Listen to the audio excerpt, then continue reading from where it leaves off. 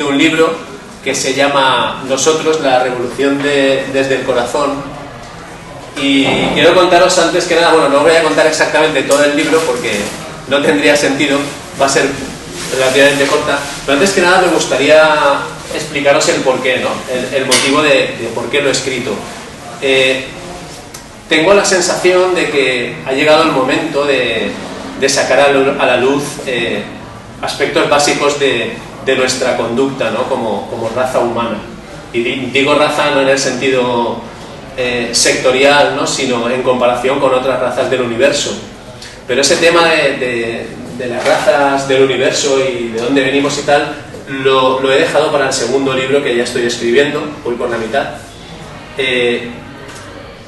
Y lo he escrito porque tengo una sensación ya de urgencia, ¿no? De decir, bueno, estamos atravesando un momento bastante importante, no sé si toda la gente se está dando cuenta de ello, a lo mejor no es así, pero mi percepción es que sí, que con todo lo que está ocurriendo y con una vista de perspectiva global, histórica hacia atrás, y viendo también dónde estamos en la situación económica, social y política en la que nos estamos moviendo, todo apunta a que se va a desencadenar más pronto que tarde algo que va a hacer cambiar la estructura global del planeta, de la sociedad, de la manera de entender la vida, de la manera de entender el trabajo. Entonces, lo he intentado plasmar en este libro. Va orientado a toda la gente que no tiene ni idea de temas espirituales, de lo que está pasando. Y digo en el libro que no es un libro de espiritualidad, porque realmente no he querido que sea así. Es más un libro que trata de aspectos sociales, aspectos políticos, aspectos económicos y también aspectos espirituales. Al final del libro digo que lo he dirigido a mi madre, como arquetipo de persona que vive y que ha vivido en una etapa muy dura, en la posguerra, y que ahora tiene miedos y se enfrentan a decir, bueno, prefiero estabilidad y quedarme quieta que arriesgarme a un cambio hipotético, ¿no? A esas personas va dirigido. Y bueno, aquí en el principio, la primera cita que planteo es, la primera que hay dice, el problema no es izquierdas y derechas, el problema es desde hace muchos siglos arriba y abajo, la élite contra la ciudadanía. Es una cita que hizo Lluís Llach en el programa Salvados de Jordi Évole. Entonces estaba viendo el programa, habitualmente lo veo, y me impactó mucho y me la apunté. Y creo que esa cita resume mucho un paradigma en el que nos estamos moviendo, ¿no? A nivel político, sobre todo, y a nivel económico, ¿no? Nos están engañando con decir, bueno, es que dividiéndonos, ¿no? Izquierda, derecha, tú tal, tú cual, el PP, el PSOE, y no nos damos cuenta que realmente hay una élite que parece que está en la sombra porque no se deja ver mucho, y luego un gran rebaño humano que somos nosotros y que nos manipulan, que nos están haciendo ir por donde ellos quieren. Oriento esto en la primera mitad del libro. La primera parte es un poco dura. Hace un mes o por ahí me hicieron una entrevista aquí en la calle Cuart, en una radio, ¿no? Y el locutor, claro, antes de hacerme la entrevista se leyó el libro y me dijo, Nacho, es que la primera parte es bastante dura y la segunda parte como que se deja leer un poco más, ¿no? Le dije, claro, evidentemente la primera parte es muy dura porque estamos viviendo en un mundo, en un planeta en el que hay niños que se están muriendo de hambre, de sed, de frío, y nosotros estamos aquí tomándonos unas cervezas, ¿no? Y eso me hace reflexionar, es decir, lo tengo que plasmar de alguna manera en el libro. Por esa razón, pues hago un análisis del modelo social en el que estamos viviendo, del modelo político, y sobre todo al principio me meto un poco con las políticas, bueno, un poco no, a mi juicio me meto razonadamente con las políticas neoliberales. Todos conocéis, imagino, pues que es el tema de las políticas neoliberales, ¿no? Son políticas sobre todo económicas y sociales basadas en la libre competencia, el libre mercado, y lo que importa realmente es el beneficio y no el usuario, no el consumidor. Hablo un poco de la Revolución Francesa, en el aspecto de que, bueno, aquel fue un momento muy importante para el tránsito social y político, ¿no? El tema de la Ilustración también. hubo un grupo de gente que decidió, por medio de la violencia y por medio de la sangre, cambiar un sistema monárquico en Francia a un sistema, entre comillas, democrático, ¿no? Fue el primer germen. Y comento que ahora mismo yo siento que esa revolución desde el corazón es la siguiente revolución francesa. Pero hay que hacerla a nivel personal, a nivel individual, y no desde la violencia y desde la lucha, sino desde una revolución interna. ¿En qué se basa esa revolución interna? En una revolución personal. Y bueno, explico también que si un grupo X, del que sea, ¿no?, es de color azul y empezamos a cambiar todos y nos vamos volviendo amarillos, dentro de un tiempo determinado, si todos cambian, ese grupo ya no es azul, es amarillo. Extrapolándolo a la sociedad, si todos vamos actuando y tomando decisiones a nivel de trabajo, a nivel social, a nivel de pareja, a nivel ciudadano, con el corazón en lugar de con la razón, con el sentido común, con la comparación entre lo bueno y lo malo, posiblemente la sociedad cambiaría, posiblemente dejaría de haber tantas injusticias, posiblemente la gente no pasaría hambre en el mundo, posiblemente no habría tanto paro, posiblemente. Entonces es un poco utópico, quizá, ¿no? Pero es esa sensación la que me impulsó a escribir el libro. El libro es pequeño, tiene 180 páginas, se lee en 3 horas aproximadamente, y eso es lo que trata la primera parte, ¿no? Hay otra cita, la segunda cita que digo es la tercera. Hay 3 citas al principio del libro. La tercera dice: los mercados dejarán de tener el poder cuando los ciudadanos recuperen el suyo. Esa cita es mía, me la inventé yo, pero me salió del corazón tal cual. O sea, vivimos en un momento de mercadotecnia completa. Estamos cediendo nuestro poder a las corporaciones, completamente. Cualquier decisión pasa por ser una decisión prácticamente de compra. Somos personas que están delante de la televisión, delante de la radio, los medios de comunicación, recibiendo siempre mensajes en modo imperativo. Ver la publicidad de la televisión es recibir órdenes. Si os fijáis, mañana cuando estéis viendo alguna publicidad, veréis como casi todas las palabras, en casi todos los anuncios, aproximadamente un 70-80% de los anuncios publicitarios usan el modo imperativo. Compra, decide, prueba, compara, valora, ven, son todo modos imperativos. Eso, así a primera vista, no lo tomamos como algo importante, pero nuestro inconsciente va recibiendo esas órdenes y después, en cierta manera, si tenemos que tomar una decisión, la vamos a tomar hacia ese producto o hacia ese servicio porque lo tenemos grabado dentro. ¿Qué solución hay para intentar no estar dominados por los mercados, por la situación que nos están diseñando? Crecer un poco, intentar tomar conciencia cada día de tu realidad, de dónde estás, de por qué haces las cosas y tomar decisiones con el corazón. ¿Y por qué digo lo de tomar decisiones con el corazón? Y con esto paso un poco a la segunda parte, que desarrolla un poco más temas más sensibles, más espirituales. Hello, siéntate aquí. Bienvenido.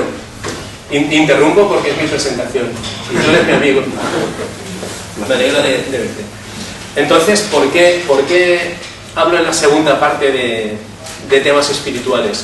Un poco, porque creo que es la base para entender y para intentar racionalizar un poco la vorágine en la que estamos viviendo. Si no se tiene una perspectiva global de cómo se actúa y de dónde se está, corremos el riesgo de alienarnos todavía más. Estamos ya bastante alienados, si nos damos cuenta, ¿no? Entonces, claro, romper ese baile entre lo que hago y lo que quiero hacer es un poco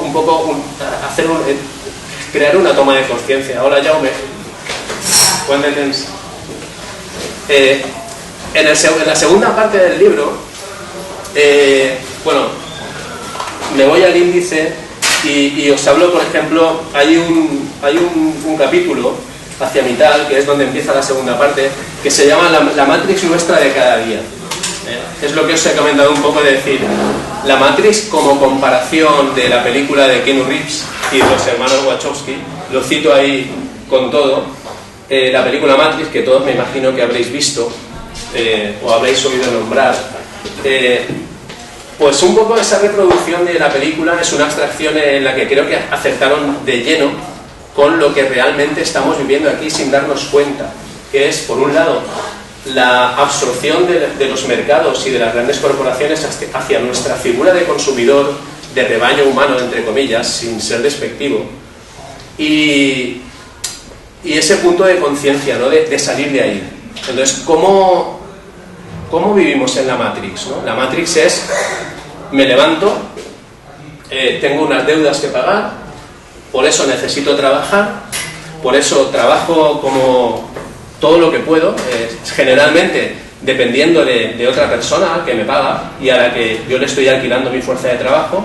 Con ese dinero compro, con ese dinero pago las deudas, llego reventado a casa, me acuesto, duermo, no atiendo muy bien a mi familia, empieza el nuevo día, me levanto y se repite el día de la marmota. Eso es vivir en la Matrix para mí. Entonces, es muy difícil salir de ahí, es muy difícil despegarse, porque es una tradición de muchos años y ya siglos, diría yo, de dominación, y que ha calado tanto en el modo de vivir de las personas que hace que no nos demos cuenta, ¿no? Planteo el mismo punto, llego al mismo punto, una revolución desde el corazón, una revolución que te permita conscientemente decir, no quiero trabajar aquí porque soy infeliz, porque no es justo lo que estoy cobrando, porque el ambiente de compañerismo no es tal y porque mi jefe, pues no sé, las razones que a cada uno se le ocurran. Y voy a hacer una introspección para ver cómo puedo seguir viviendo sin ser infeliz. Se trata de encontrar un equilibrio entre mi felicidad y lo que yo necesito para poder desarrollarme como ser humano en esta sociedad, ¿no? Si todos fuésemos poco a poco haciendo ese ejercicio, que es doloroso y que es duro y que a veces no se puede llegar a completar, pero solo el hecho de intentarlo ya hace que pueda ocurrir, es un potencial. Si todos lo hiciésemos poco a poco, dejaríamos de ser azules y poco a poco seríamos amarillos. ¿Entendéis un poco por dónde va el razonamiento? Eso por un lado, ¿no? Por el tema de la sociedad de consumo y de la Matrix donde estamos viendo, porque la idea que intento transmitir es que ha llegado el momento, de que el momento de cambiar, de dar un cambio personal para que la sociedad cambie, es ahora. En una perspectiva histórica, estamos en la sociedad más avanzada que conocemos. La revolución industrial prometía que con las máquinas el hombre dejaría de trabajar. Esa era la promesa de la revolución industrial. ¿Qué ocurrió? Lo contrario exactamente. Hay máquinas, pero los hombres siguen trabajando más que antes, mucho más que antes. Entonces hay un factor ahí que desequilibra el concepto del rendimiento y del esfuerzo, ¿no? Y es el beneficio. ¿Pero el beneficio de quién? No es el beneficio del trabajador, ese es el engaño. Es el beneficio de una élite que está explotando a una mayoría para su propio beneficio. En el segundo libro estoy un poco haciendo... Esto no lo decía en la primera presentación porque no había empezado a escribir el segundo. En el segundo abundo bastante más sobre todo este tema. Porque así como el primero está dedicado a... Es una pequeña introducción, ¿no? Para que la gente empiece a removerse del sillón, para que empiece a plantearse un poco... Ostras, pues va a ser que, aunque sea difícil, Nacho puede tener un poco de razón, ¿no? En el segundo es un nivel un poco más avanzado y ahí es donde empiezo realmente a profundizar, pero no voy a hablar del segundo, me quedo con el primero. Bueno, después de la Matrix hablo de la economía global y luego de la economía global, que es un poco más de lo mismo pero desde otra perspectiva, un poco más relacionándola con los mercados y con lo que he comentado de las corporaciones. Continúo hablando del poder, el poder personal, qué es el poder personal de cada uno y cómo recuperar ese poder personal. Porque doy por supuesto de que en la mayoría de los casos estamos perdiendo poco a poco el poder personal que tenemos sin darnos cuenta y cediéndolo a otros factores, como por ejemplo lo que he dicho ya, los mercados y las corporaciones, o cualquier otra cosa que hay más. Entonces, defino un poco el poder personal. El poder personal es, bueno, me imagino que ya todos sabréis, cada uno tiene un poder personal, que es el poder personal de tu propia decisión, el famoso libre albedrío, que ya parece que no va siendo tan libre albedrío, porque está muy orientado por una canal en la que si te sales, ¡pam!, sales, ¡pam!, y te dan en la cabeza. Entonces, planteo algunas ideas para recuperar ese poder personal.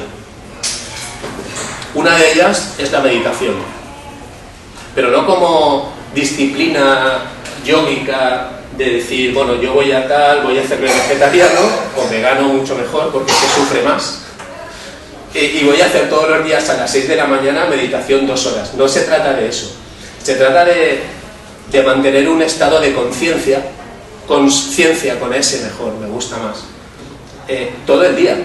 No se trata de ir por ahí meditando, sino iniciar una reflexión por la mañana, ¿no? De decir 2 minutos, 5 minutos, ser consciente de que va a arrancar un día nuevo, ser consciente de cómo has dormido, ser consciente de que estás rodeado de personas y actuar así siempre durante todo el día, en armonía, y utilizando el corazón mucho más que la razón, que ahora luego entraré en el tema de los porcentajes y de la razón y del corazón.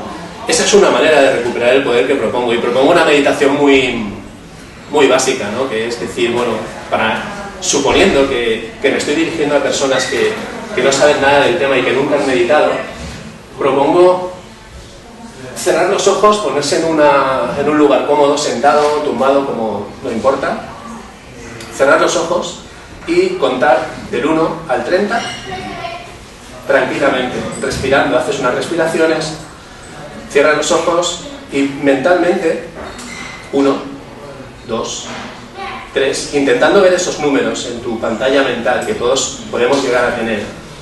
Cuando llegas al número 30, hola Isabel, cuando llegas al número 30, vuelves a contar del 30 al 1, tranquilamente, respiras, abres los ojos y has hecho tu primera meditación. No hay ninguna cosa compleja en ello. Eso te ayuda mucho, te puede ayudar si lo probáis. Luego, evidentemente, cuando te habitúas a plantearte un día basado en tu reflexión, puedes hacer meditaciones espectaculares, visualizaciones y todo, pero se trata de ir entrenando. Tampoco quiero pasar de ahí porque considero que es un nivel inicial. Siguiendo en el índice, ya vamos, voy a ser sintético porque no quiero enrollarme. Siguiendo en la evolución de la lectura del libro, hay otro capítulo que se titula Un modelo ecológico. Y esa es una clave que yo me planteo como objetivo de futuro para mi sociedad, para la que a mí me gusta. Yo escribí esto porque no me gusta la sociedad que hay, lo que veo y lo que oigo, y lo que veo que dicen y lo que veo que dicen y no hacen. Entonces, planteo un modelo de sociedad ecológico. Lo veréis con detalles si leéis el libro, pero básicamente planteo un modelo de compromiso con la tierra, que es la madre de todos nosotros, la que nos soporta y la que nos alimenta. Estamos peleando contra ella, estamos contaminando, estamos haciendo todo lo que no deberíamos de hacer. Entonces propongo un modelo en el que no haya contaminación, en el que la economía sea sostenible. Sostenible quiere decir que no haya que hacer nada antinatural para que eso funcione, y en el que la fuerza de trabajo sea justa. Y os vais a reír, a lo mejor, o a lo mejor os echáis a llorar, pero estoy convencido, absolutamente convencido, de que con 4 horas al día es suficiente. 4 horas de trabajo al día efectivas es suficiente para que una persona o una familia pueda vivir. El problema es que el modelo no está orientado a eso. Está orientado a que si puedes trabajar 16 horas, mejor que si trabajas 8, porque yo voy a ganar más dinero con tu trabajo. El otro día leía en Facebook una cita de una persona que decía: aproximadamente, más o menos decía, tú trabajas 8 horas, pero eres un cobarde trabajando 8 horas para otra persona, porque no te atreves a trabajar 4 horas para ti, más o menos. Es decir, es muy cómodo que yo busque un contrato en una empresa para que, bueno, me contraten y yo hago mis 8 horitas y me voy a casa. No te conformes con las migajas, decía eso, esa cita, ¿no? Actívate, promueve tu propio trabajo y de paso aprovecha tus dones y talentos. Entonces serás feliz. Si yo estoy trabajando 8 horas apretando tornillos como en tiempos modernos, llego a casa y sigo apretando tornillos, porque mis brazos este se me hace así y este se me hace finito porque no lo gasto, ¿no? Pero a lo mejor soy bueno hablando, o a lo mejor soy bueno pintando. ¿Por qué no intentas buscar un trabajo de pintor, o de poeta, o de orador, que te hará feliz? Estarás utilizando tus dones y tus talentos y serás una persona equilibrada y completa. En fin, por ahí van los tiros también. Hacia el final ya hablo de los 7 principios universales, los 7 principios herméticos. No sé si los conocéis. Si no los conocéis, están explicados uno detrás de otro en el libro, y solo voy a hablaros del primer principio. Y con esto voy a enlazar con la parte del corazón, que es la que creo que es importante también, ¿no? Bastante importante. El primer principio, bueno, los 7 principios o principios herméticos o principios universales, realmente no se sabe muy bien cómo han aparecido en nuestra historia. Yo quiero pensar que los escribió Hermes Trismegisto, el 3 veces grande. Es un personaje también que raya en la ficción, aunque sí que es un personaje histórico, y los escribió hace miles de años. En el libro, si te lo compras, el de los 7 principios universales, el autor es 3 iniciados. Tampoco quiero abundar por ahí, pero para mí esa es una clave que hace referencia a Hermes Trismegisto, por lo de 3 iniciados, porque él era 3 veces iniciado. En fin, muy profundo también, pero ahí lo dejo. Entonces quiero hablaros solamente del principio de mentalismo. Es el primer principio de los 7. Los 7 principios, para mí, cuando los descubrí, me costaron un poco de asimilar, porque la verdad es que de los sencillos que son difíciles y son complejos. Pero cuando empiezas a entender esa sencillez y esa complejidad al mismo tiempo, te sirve para comprender muchas cosas del universo en el que vivimos, del mundo en el que vivimos. Entonces, bueno, son aplicables realmente a prácticamente todo. El primer principio es el principio de mentalismo. Todo es mente, todo es mental. De manera que la situación que estamos viviendo aquí ahora es mental. Y por ser mental no existe, es una invención mía. Yo estoy inventando este decorado, este escenario, y os estoy inventando a vosotros. Y sois un producto de mi mente. Al mismo tiempo, yo soy un producto de vuestra mente, desde vuestra realidad, desde vuestro punto de vista. Al ser todo mental, cualquier cosa es posible. Yo con mi mente puedo decidir lo que me va a ocurrir o lo que no me va a ocurrir. Ese es un punto muy grande de poder. Es una reflexión que nos hace darnos cuenta, por ejemplo, de lo siguiente. Yo voy conduciendo, tengo un accidente y me quedo atrapado en el coche. No es lo mismo que yo piense, Dios mío, me voy a morir y en este último momento quiero morirme en paz, que mis familiares no sufran, ¿qué tal? Estás diciéndole al universo, o a Dios, o a quien nos creó, que te estás muriendo, que te vas a morir, que te quieres morir. No es lo mismo eso que pensar o decir, va a venir ahora mismo alguien que he visto pasar y me va a salvar, y voy a salir de aquí y no va a pasar nada. Son 2 ejemplos de la misma situación. Eso es nuestra mente quien lo está articulando y quien lo está creando. Y crear eso con la mente, en un caso extremo, pues lo es, ¿no? Es un caso extremo, pero a todas horas y en todo momento nosotros estamos decretando cosas, verbalmente o mentalmente, y estamos creando nuestra realidad. Dejo ese globo ahí del primer principio Hay 6 más muy interesantes y diferentes cada uno de ellos, y bueno, espero que si no aquí, en cualquier otro contexto, los vayáis descubriendo, ¿no? Y vayáis encontrando la grandeza de esos 7 principios universales.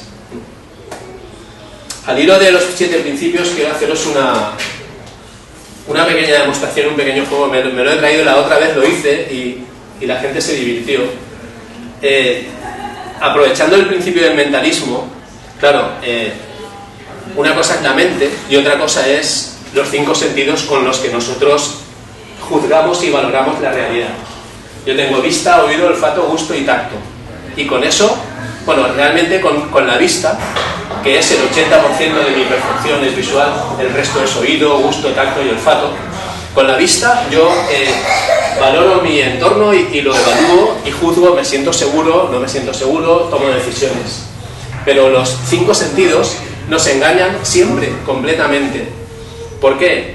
Porque estamos viviendo en una realidad tridimensional, alto, ancho, profundo, y luego hay una cuarta que es el tiempo. Pero vamos, en principio, lo que yo puedo tocar y ver, ¿no? Que nos engaña. Yo estoy viendo una cosa y lo que yo veo es lo que mi razón me dice que es, pero posiblemente sea otra cosa, ¿no? Que yo no llegue a comprender. Y ahí está mi punto de crecimiento. Y lo demostré el otro día con un ejemplo sencillo. ¿Qué os parece que es esto? Quien diga que es un huevo, que levante la mano. 1, 2, 3, 4, 5, bien, Amparo. 6, ¿vale? Quien diga que no es un huevo, que levante la mano. ¿Alguien dice que no es un huevo? Espera. Tiene forma de huevo, pero vale. Creo que no es un huevo. Perfecto. Los que habéis dicho que es un huevo, evidentemente habéis visto que tiene forma de huevo y color de huevo. Esto es un huevo, no puede ser otra cosa. Yo os digo que va a ser que no es un huevo, ¿vale? Es una pelotita, es una cosa de goma, ¿no? Lo compré en el chino, es una pelota con forma de huevo. ¿Qué ocurre? Quien habéis decidido automáticamente que esto es un huevo, habéis utilizado la razón, la mente, el hemisferio izquierdo de vuestro cerebro, la parte lógica. Lo veo, es. Quien ha dicho esto no es un huevo, ha utilizado el hemisferio derecho, que es la creatividad, la intuición, ¿no? Y ha pensado a lo mejor, bueno, esto en este contexto básicamente va a ser que no es un huevo. No entiendo por qué, pero no va a ser un huevo. Puede ser. Es la diferencia entre juzgar la realidad, valorarla con la razón, los sentidos o con la intuición. Tenemos 2 cerebros. Un cerebro está aquí, evidentemente, partido hemisferio derecho, hemisferio izquierdo, la lógica y la creatividad, lo que está bien y que me han dicho que es correcto y lo que intuyo yo que es lo que es.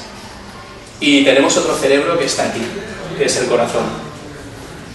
En el libro copio y pego un artículo muy breve que habla sobre las células neuronales que hay en el corazón. Es de vanguardia, es un estudio científico en el que han descubierto que el corazón tiene aproximadamente 40.000 neuronas, 40.000 células neuronales dentro de su constitución. Esas células neuronales funcionan como neuronas, como tal, y almacenan y comparten información. Y el corazón tiene un canal nervioso que está comunicado directamente con el cerebro primitivo, el primario. Muchas de las decisiones que nosotros tomamos cada día, sin darnos cuenta, atraviesan el filtro del corazón. Y luego se verifican en el cerebro, en la razón, en el sentido común. ¿Qué ocurre? Que en un 90% de las situaciones nosotros analizamos y juzgamos y valoramos nuestra realidad con el cerebro de la razón, con el cerebro de la lógica y no con el cerebro del corazón. Propongo en el libro que hagamos la revolución del corazón con el corazón y que hagamos un esfuerzo consciente cada día de intentar funcionar y tomar decisiones y evaluar a personas y evaluar nuestro trabajo e intentar funcionar con el corazón. Es un esfuerzo de conciencia que propongo hacer. Hablo también, y con esto voy acabando, para no ser muy pesado, hablo también del entorno energético que genera nuestro corazón. Aproximadamente son 1,4 vatios o 2,4 vatios de energía en cada latido. Ese latido del corazón, que es el gran desconocido, como órgano, como músculo, como órgano, es un desconocido todavía, pero bueno, esos latidos generan unos pulsos, y esos pulsos nos crean un campo electromagnético alrededor de nuestro cuerpo de entre 2 y 4 metros de radio. O sea, tenemos un diámetro de entre 4 y 8 metros alrededor, en forma toroidal, es como un donut, y yo estoy en el centro del donut. El dibujo está por aquí. No sé si lo voy a encontrar. No importa. Si aparece, mira, aquí está. Es esto. Esto no lo vemos, pero nos acompaña a todos los sitios. Este toroide existe y energéticamente se puede comprobar. Entonces voy a hacer ahora una pequeña comprobación en directo para que veáis. Estuve intentando pensar antes de la primera presentación cómo demostrarlo y se me ocurrió rápidamente utilizar las varillas de radiestesia. Tengo un poco de conocimiento de radiestesia y se puede hacer, se puede medir. Entonces pido un voluntario o voluntaria para que salga y lo hacemos. ¿Os atrevéis? No os voy a hacer nada. ¿Nadie sale? Ponte ahí mismo, no hace falta más. Yo voy a medir, ¿cómo te llamas? Alicia. Voy a medir con las varillas, voy a medir el campo que genera Alicia ahora mismo. Luego intentaré modificárselo, generalmente aumentándolo, y lo volveré a medir, ¿vale?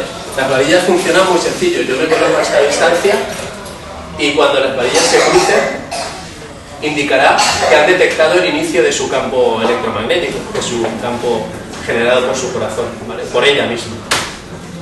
Vale, pues voy a acercarme. Aquí aproximadamente. Digamos que imagínate que tienes un toroide a tu alrededor de esa distancia, ¿vale? Voy a intentar, ¿permites? Modificárselo.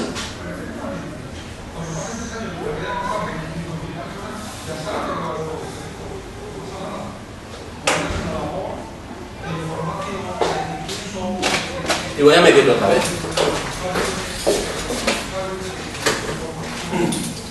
Esto no soy brujo, o sea, esto lo puede hacer cualquier persona, ¿vale?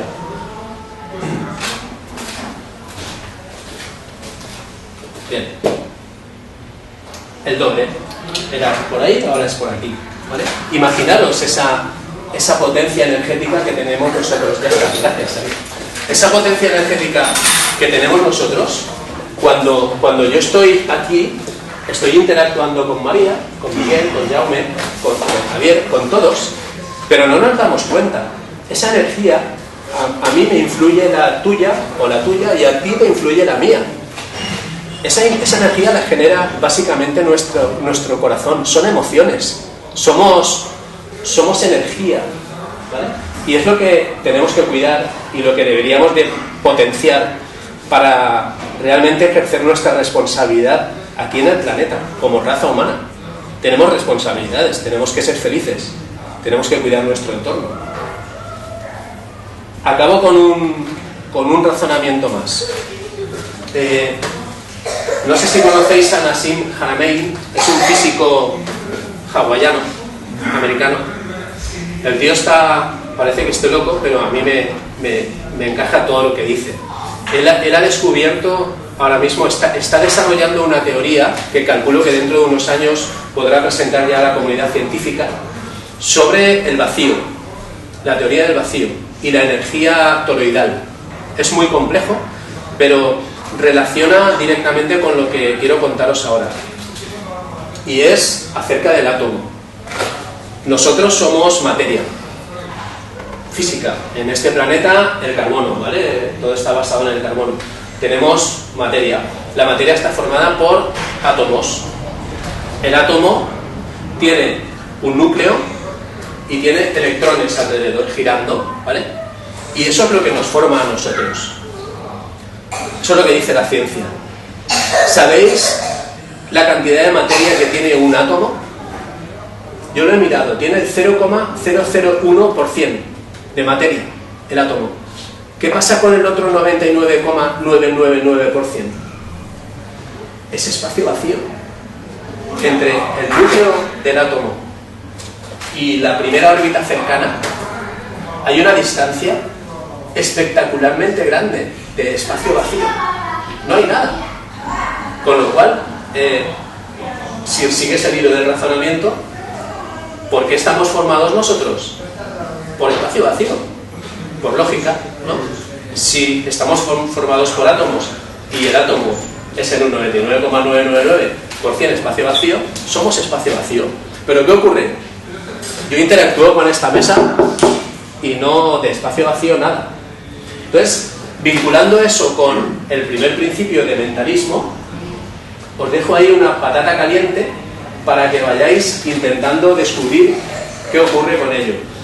Yo os adelanto que, y en el segundo libro también lo voy a intentar desarrollar, que Nassim Haramein y Merham Keshe, que es un científico iraní, están trabajando muy notablemente con el tema del vacío. Y resulta que el vacío, ese 99,999%, no es tal.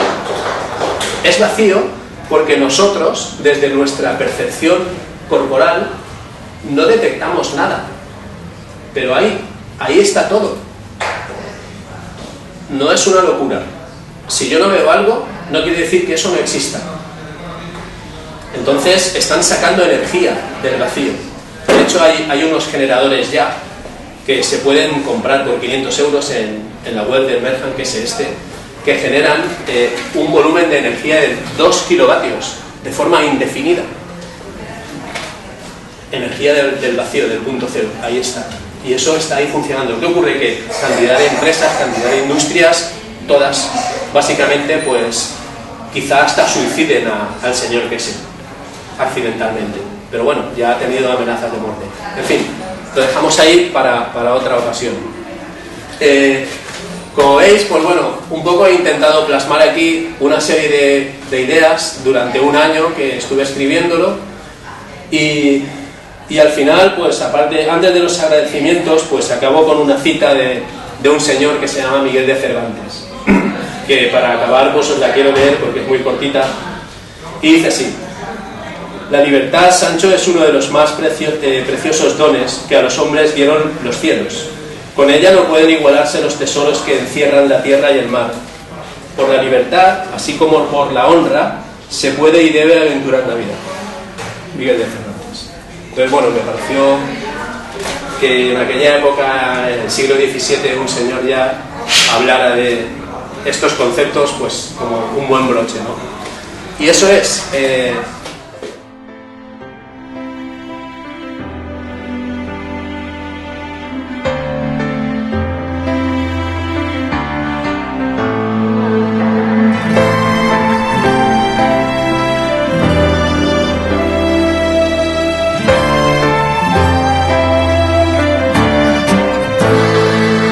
desperté